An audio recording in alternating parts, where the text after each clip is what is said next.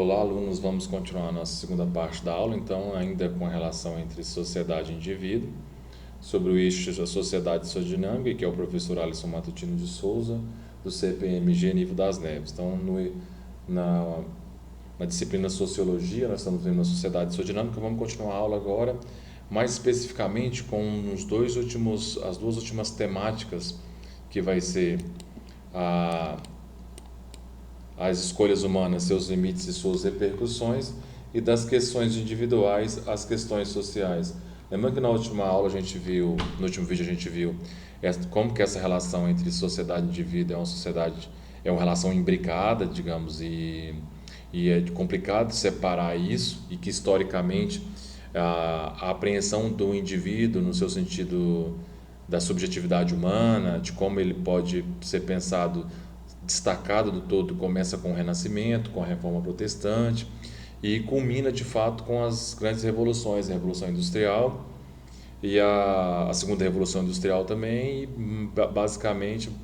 podemos citar também o fator, um fator primordial, que é as ideias do Iluminismo e toda a questão do Renascimento, passando pelo Renascimento e, sobretudo, pela questão da ideia de liberdade e de individualidade que as próprias revoluções que culminaram com a revolução, com a ideia do iluminismo, a Revolução Francesa e as outras revoluções que vieram junto, pensando essa apreensão do indivíduo como como essa intersecção, digamos, entre o social e o individual. Então, o que eu quero trazer como reflexão agora sobre essas escolhas humanas e até que ponto eu no início da aula eu disse para vocês, existe essa questão do individual e do social no indivíduo, e se é possível pensar e como nós vamos pensar esse limite entre esse ponto de intersecção entre essas duas instâncias da nossa vida. Lembrando que, como o texto está dizendo, quando nós nascemos, nós já encontramos toda uma gama de valores prontos, de costumes, de uma produção da vida social. A nossa economia já está assim, numa marcha, os nossos valores, a sociedade, as instituições do quais nós possuímos já têm assim, muitas já estão de certa forma muito prontas, e isso que vai dar para Durkheim aquela ideia que é forte nele, que é a questão dos fatos sociais, que a defesa dele é enfática, é que a sociedade ela é anterior a nós e ela que nos molda, e quando ela não vai bem, né, no sentido, seu sentido anômico, naquele sentido dos fatos sociais patológicos, é que ela não está dando conta, as instituições sociais não está dando conta de formatar um indivíduo a partir das várias instâncias sociais, instituições sociais que nós temos, sobretudo a, a escola, a família, o Estado, a igreja, que são instituições como que centrais nesse processo de formação humana. Mas essa teoria durkheimiana dá para a gente pensar desse lado, tanto que quando nós nascemos, a gente já tem toda uma gama de coisas prontas, que de certa forma não tem como você desvencilhar disso. Então, esse é um pouco os limites históricos do quais nós estamos, de certa forma, presos. E é também uma visão do, do Norbert Elias, se a gente for pensar, é que ele vai dizer que, apesar dele fazer digamos, pensar nessa questão do indivíduo separado da modernidade, e é a partir daí que a gente pode pensar num certo individualismo e essa experiência própria de cada um, como cada um acolhe aquilo que é bem comum, as vontades individuais, as vontades coletivas. Então você tem digamos, esse ponto de intersecção, pensar nessas duas coisas complementares, a sociedade e o indivíduo. Apesar de Norbert Elias ainda pensar um pouco o indivíduo separado, Durkheim vai pensar que o indivíduo só pode ser pensado no todo, ou seja, diluído nesse todo, porque a sociedade é mais importante, é a sociedade que vai, digamos, nos seus registros sociais, conseguir encaixar o indivíduo e digamos, colocar o indivíduo dentro dos moldes daquilo que a sociedade espera, que já está de certa forma formado. Lembrando que em parte, Durkheim tem razão, por isso que ele é clássico, por isso que a gente estuda ele, sociologia. Viver em sociedade é, de certa forma, e é, de fato, um processo de vivência, uma construção social, que vai sendo passada ao longo da nossa existência. Ninguém nasce sabendo viver em sociedade. Durkheim tem muita razão nesse sentido e corrobora um pouco essa ideia de que nós precisamos de alguém para saber, para nos ensinar a andar, ensinar a língua, ensinar a se portar nos lugares. Então, tudo isso é nos passado, de certa forma, por uma construção social que já está pronta, já está estabelecido isso. Então, é complicado, digamos, transcender essas regras sociais. Então, Durkheim tem sentido, né, muito sentido nessa sua apreensão teórica da relação entre indivíduo e sociedade. Continuando, então, é fundamental entender que o individual é o que é de cada um, e o que é comum é compartilhado por todos, na ideia do bem comum, como Norbert Elias bem ressalta. E que essas duas coisas não estão separadas. Então, assim, por mais que eu possa partir como Weber do indivíduo para pensar depois as ações sociais de sentido, de significado, nas várias tipologias que ele faz de ações sociais, mas eu parto do indivíduo, mas eu chego numa sociedade. Então, existem vários níveis, como o texto está bem ressaltando, nas experiências nossas sociais, que em maior escala ou em menor escala, isso demonstra a nossa dependência com a sociedade. Mas, por outro lado, a gente pode pensar também como isso eu posso pensar uma certa individualidade mesmo diante desse todo que, de certa forma, está pronto e que te formata nessas características básicas da vida sociais a viver em sociedade. E para mostrarmos essa relação, o texto vai trazer um exemplo interessante, por exemplo. Nós temos essa trama social, digamos, e essa relação do indivíduo como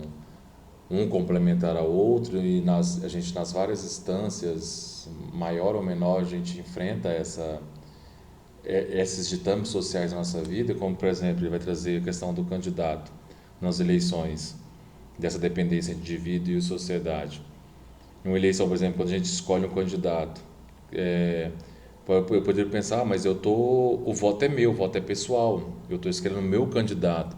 Mas a gente não se atenta ao fato, como o texto diz, que esse candidato no qual você vota, ele foi inscrito dentro de um partido social, a própria dinâmica da eleição está dentro das normas vigentes da sociedade, naquele momento, naquele país. Pode ser que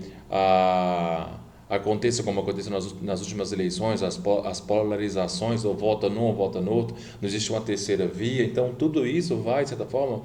influenciar algo que nem sempre é aquilo que você espera, mas a própria circunstância histórica e aquilo que se oferece em termos de, digamos, de socialização naquele momento, está, de certa forma, limitando algumas escolhas nossas. Então, nesse sentido, o texto vai ressaltar que o indivíduo está em várias instâncias, em maior ou menor grau, de certa forma, condicionados por decisões, escolhas que estão fora do nosso alcance, nos vários níveis sociais que a gente pode, digamos, fazer parte. Então, as decisões de sociedade, no entanto, conduzem a diferentes direções da nossa vida, como o texto diz, que sendo sempre resultado de escolhas individuais em um contexto mais amplo, que a todos a influencia. E essa ideia da influência é muito interessante para a gente pensar, porque, por exemplo, voltando à questão da questão do candidato, para decidir votar ou não em alguém, para a gente pensar essa relação, ficar bem clara, é possível prestar atenção à propaganda política, digamos, conversar com parentes e amigos, participar ou não de comício, acompanhar as políticas. Nesse caso, portanto, se a gente for seguir isso, dessa relação, a decisão tomada pode ter relação com as de outra pessoa, com as informações obtidas pelos meios de comunicação, no caso, que disponibilizaram isso para você, que defendem, de certa forma, interesses de alguns líderes da sociedade, alguns proprietários, que querem nortear qual tipo de política econômica o país tem que seguir, se é uma política liberal ou não, se é uma política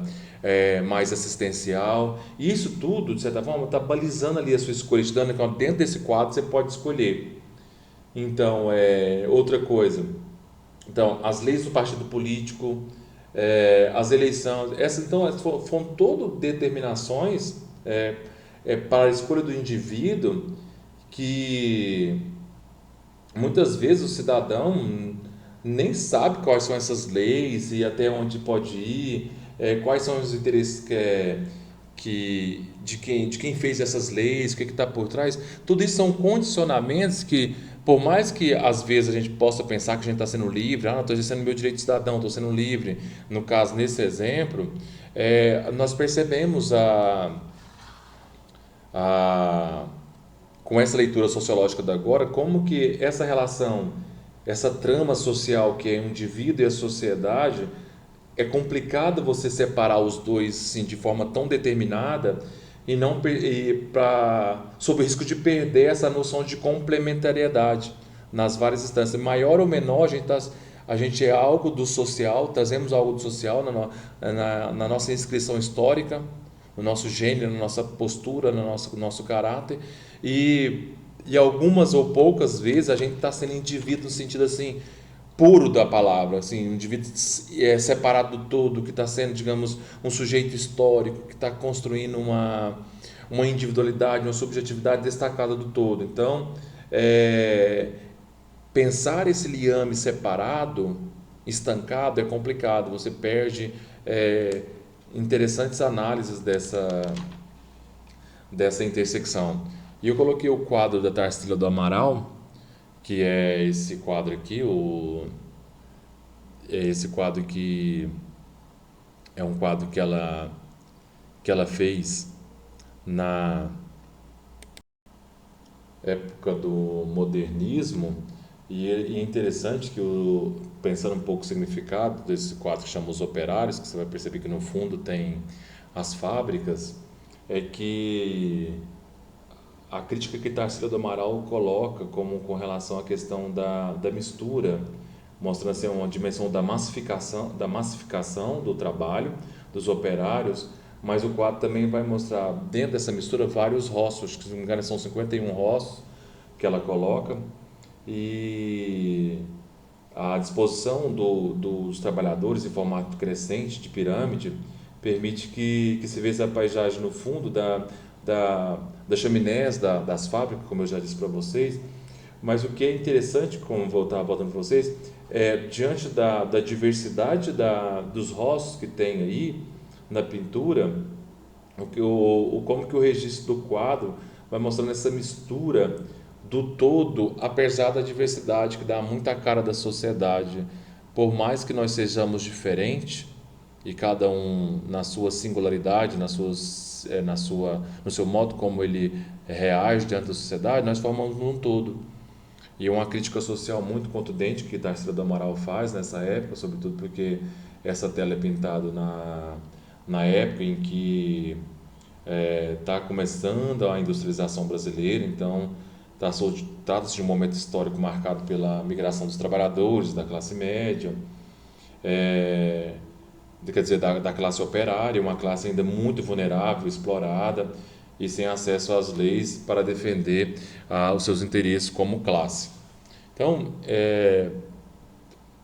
pegando por esse viés da Tarsila e os autores que eu estou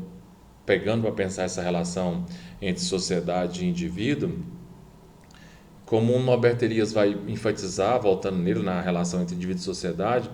tem uma parte do livro que vai dizer que a relação entre indivíduo e sociedade depende dessa configuração e dessa figuração. Por isso que eu peguei essa obra da Tarsila do Amaral, por conta de pensar essa figuração em Norbert Elias.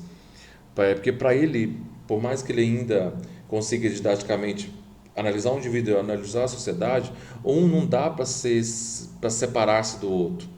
Supor, por exemplo, como eu disse para vocês, nós somos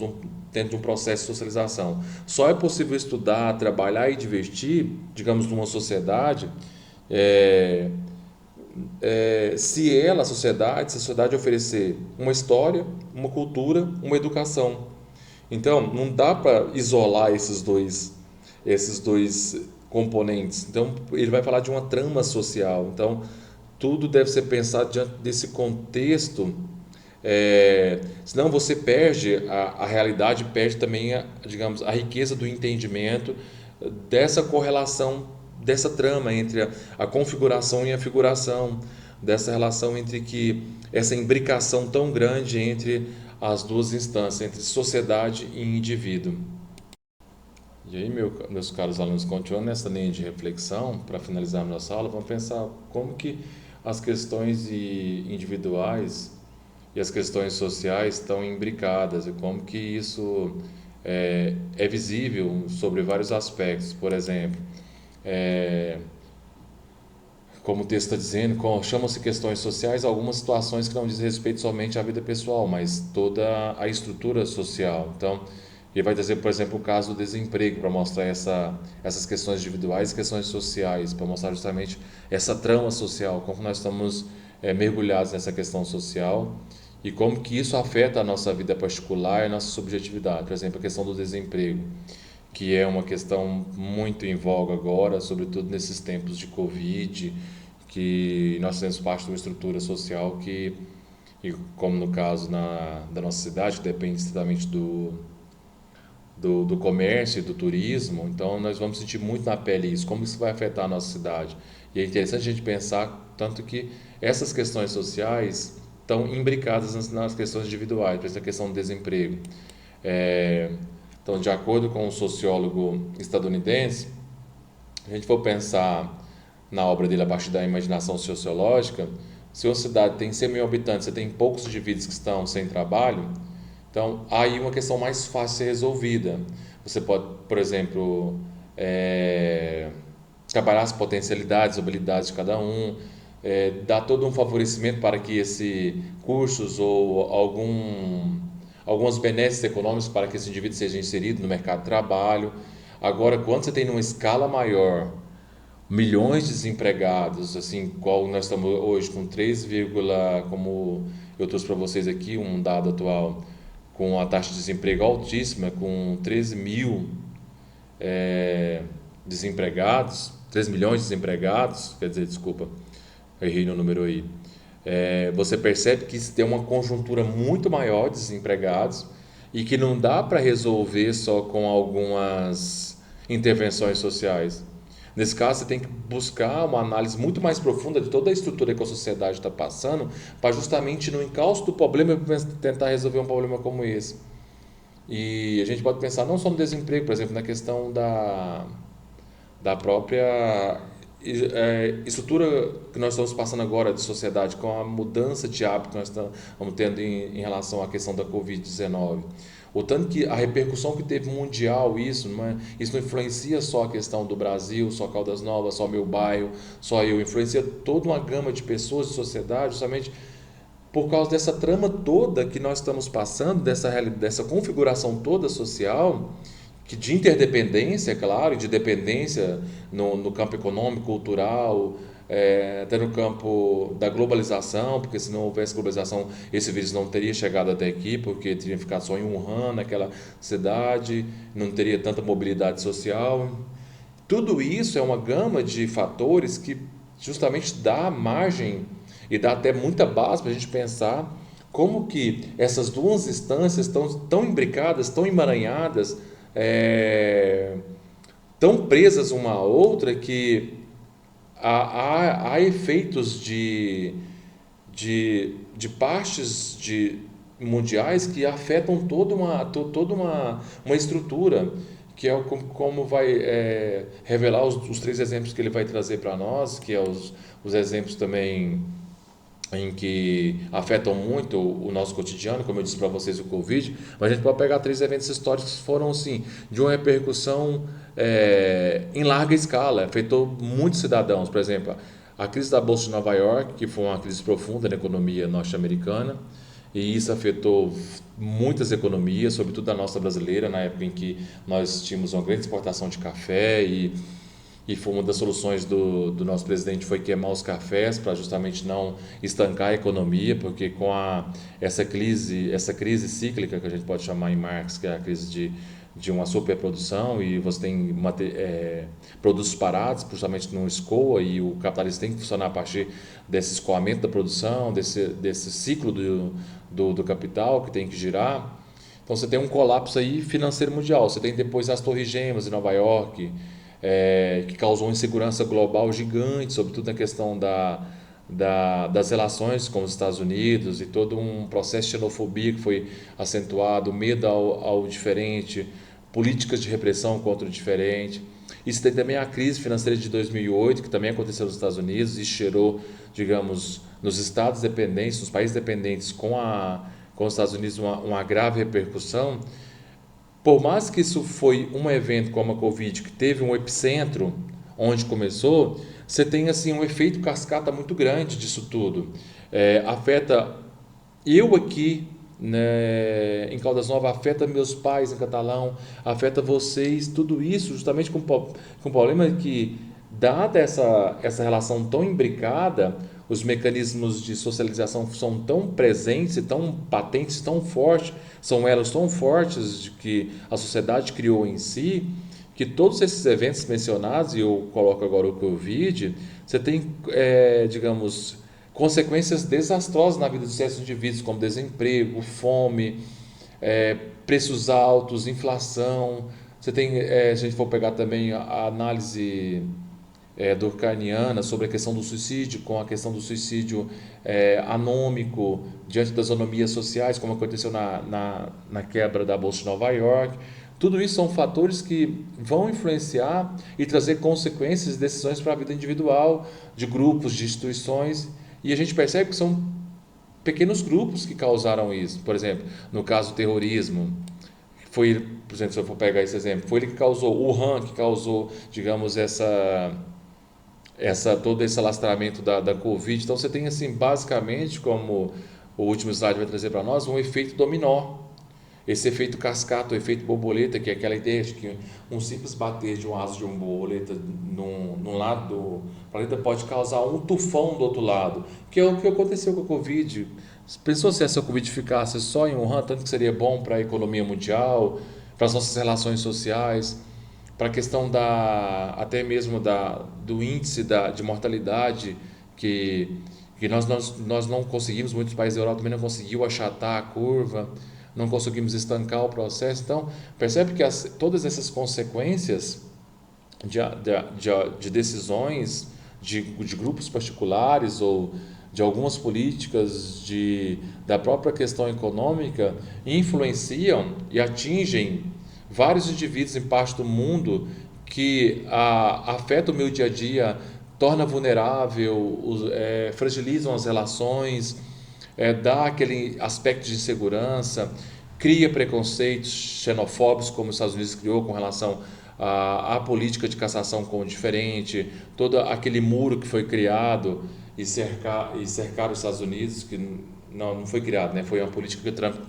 que o Trump quis implementar como forma de impedir o acesso aos Estados Unidos. Tudo isso são, digamos, fatores que você tem particularidades desses fatores, de onde começou, o epicentro de onde começou, um país, um grupo de terrorista, uma cidade como Wuhan, um país como Wuhan, digamos que há o acontecimento histórico, há as decisões deliberativas em torno da economia, e isso tudo vai causar todo um impacto na vida de vários indivíduos, e você vai ter que tomar decisões individuais a partir desse processo social. Então, isso tudo nos revela a impossibilidade, todo esse percurso que eu fiz nos finalmente agora, revela a impossibilidade de se pensar a separação entre indivíduo e sociedade, de pensar como que na modernidade, sobretudo, com toda esse modelo de sociedade que nós vivemos, o modelo econômico capitalista, isso vai, de certa forma, ditar várias questões individuais, vários segmentos nossos, várias decisões vão ser tomadas a partir de algo que está exterior a nós. E assim, para finalizar, então a sociedade pensa dentro dessa dinâmica como é o eixo temático da nossa aula e desse bimestre, como que há essa conexão tão viva entre o indivíduo e sociedade, e isso acarreta uma transformação drástica nas nossas vidas, uma influenciando a outra, e que dentro dessa dinâmica, desse processo de mudança constante das relações, das instituições sociais, e como que a própria vida social vai, de certa forma, moldando o humano, e o humano também vai interferir nisso, nessa relação. Eu gostaria só de finalizar com aquele conceito de dialética, lembrando aí que o João Vitor, como um marxista e um hegeliano de esquerda, vai gostar dessa apreensão, que é aquele conceito da dialética, que nós vamos estudar mais detidamente isso futuramente, na terceira série, mas só antecipando, é que nós somos uma síntese. Você tem, porque a dialética funciona assim, de forma bem en passant, sem assim, querer aprofundar muito, só para finalizar a aula. Você tem a tese, a antitese ou a antítese, você tem a síntese. Então nós podemos pegar a sociedade como a tese, o indivíduo como antítese, e nessa implicação dialética, nesse entravamento das duas forças que se embatem, você tem a síntese, que é essa sociedade que traz elementos individuais, elementos sociais para compor o todo. Então você não é só um indivíduo separado, nem só a sociedade, digamos, ditando o todo, conformando o todo ou moldando o todo, mas você tem ali indivíduos que podem, diante da sua excepcionalidade, ou grupos, causar todo um impacto social. Então eu gostaria de que a gente terminasse a aula com essa ideia de uma síntese social, que nós temos elementos individuais, temos elementos sociais que que garantem todos esse percurso da sociedade, toda essa dinâmica como um tecido vivo que, aos poucos, como diz um dos autores que a gente vai estudar, que é o